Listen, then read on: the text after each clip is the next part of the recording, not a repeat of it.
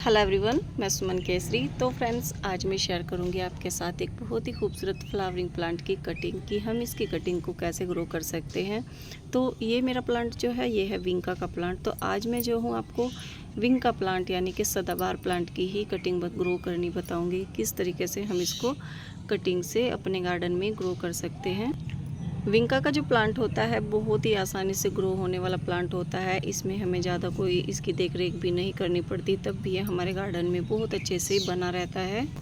और नर्सरी से अगर हम इसको ख़रीदने के लिए लेने जाते हैं तो ये हमें जो है 20 से 25 रुपये में आराम से नर्सरी वाले दे देते हैं। तो ये बहुत ही कम रेट में भी मिलता है और बहुत ही खूबसूरत इसके फूल जो होते हैं वो गुंछों में खिलते हैं। तो आज इसकी हम जो है कटिंग से देखते हैं कि इसको हम कटिंग से कैसे ग्रो कर सकते हैं, विंका का जो प्लांट होता है।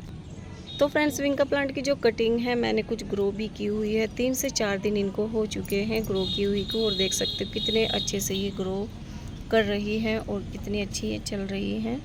तो इस प्लांट को जो है हम कटिंग से भी तैयार कर सकते हैं।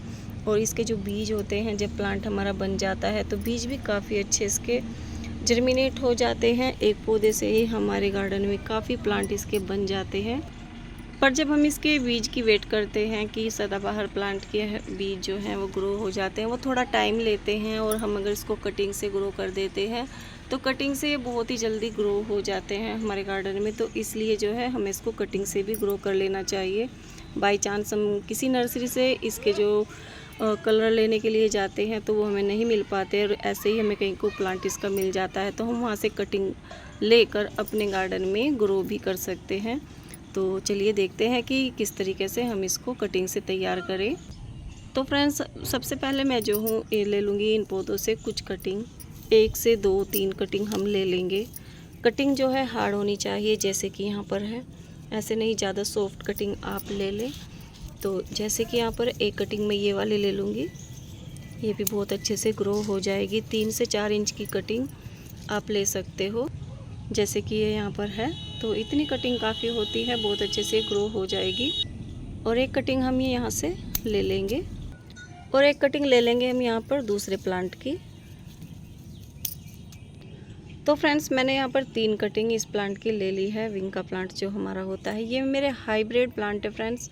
देसी प्लांट जो होता है वो वाइट में आता है और पिंक में आता है, हल्का पिंक होता है। ये जो प्लांट है सभी हाइब्रिड प्लांट होते हैं। तो इन हाइब्रिड प्लांट की मैं कटिंग ग्रो कर रही हूँ।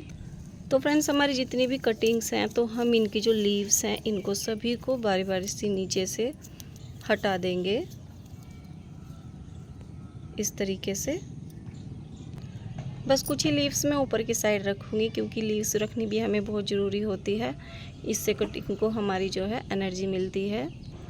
एनर्जी किस तरीके की मिलती है, जैसे कि आप जानते हैं कि हमारे जो प्लांट होते हैं वो धूप में बहुत अच्छे से सर्वाइव करते हैं।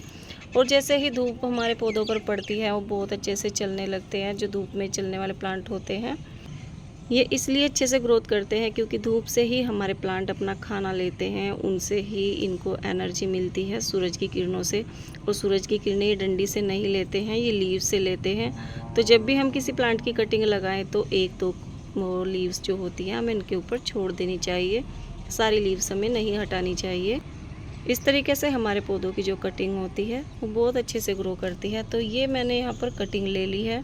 आप चाहें तो इसको एलोवेरा जेल में डालकर लगा सकते हो, जैसे कि मैंने यहाँ पर छोटा सा पीस इसका ले लिया है। तो एलोवेरा जेल जो है यहाँ इसके अंदर होता है, तो हम इसको जो है अपनी कटिंग को इसके अंदर डालकर जो है इससे एलोवेरा जेल ले लेंगे। तो हम इससे भी इस तरीके से अपनी कटिंग लगा सकते हैं। इसकी जो रूट यहाँ से जड़ें जो निकलती है, ये जो सिस्टम होता है इसको हमें 2 से 3 इंच, 2 इंच कम से भी कम पौधे की कटिंग को मिट्टी में डालना चाहिए, जिससे कि पौधे की कटिंग बहुत अच्छे से ग्रो करती है।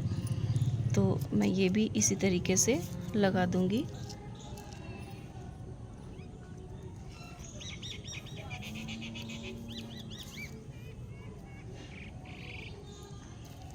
अब हमारी ये कटिंग रह गई है।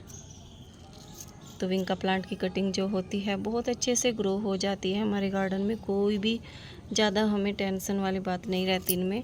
तो इस प्लांट को हम कटिंग से बहुत अच्छे से ग्रो कर सकते हैं। तो मैंने तीनों कटिंग यहाँ पर लगा दी है, पास पास में ही लगाई है। तो आप 2 से 3 दिन के बाद आप देखेंगे कि आपकी कटिंग जो है बहुत अच्छे से ग्रो करेंगी। इनकी लीव्स जो है ये भी नहीं सूख पाएंगी, अच्छी ये ग्रीन रहेंगी, हरी रहेंगी, जैसे कि मेरी अभी मैंने आपको कटिंग दिखाई थी। और सदाबहार का जो प्लांट होता है कटिंग से बहुत ही जल्दी ग्रो होता है, बहुत ही फास्ट ग्रो चलने वाला होता है ये हमारे गार्डन में। चाहे तो आप इसको कटिंग से तैयार कर रहे हो, चाहे इसको बीज से तैयार कर रहे हो। बीज से ग्रो होने में थोड़ा सा टाइम ले लेता है, कटिंग से ग्रो करने में ये हफ्ते 10 दिन में ही इसकी जड़ें जो हैं बनने लगती हैं। तो आप कटिंग इस तरीके से सदाबहार प्लांट की लगा सकते हो।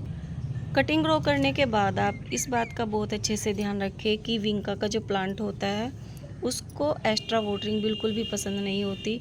जब गमले की मिट्टी सूख जाती है हम इसमें तभी पानी देते हैं, तो कटिंग का भी यही सिस्टम है। तब अभी मेरे प्लांट की जो मेरा पॉट में मिट्टी ली हुई है ये गीली है, तो मैंने इसमें भी पानी नहीं दूंगी, क्योंकि बारिश जो हुई है तो बारिश की वजह से सभी प्लांट की जो पॉट की जो मिट्टी है वो गीली है। तो हमें जिस प्लांट की भी हम कटिंग लगा रहे हैं अगर मिट्टी गीली है तो उसमें आप पानी बिल्कुल भी ना दें, और इस तरीके से आप कटिंग ग्रो कर सकते हो।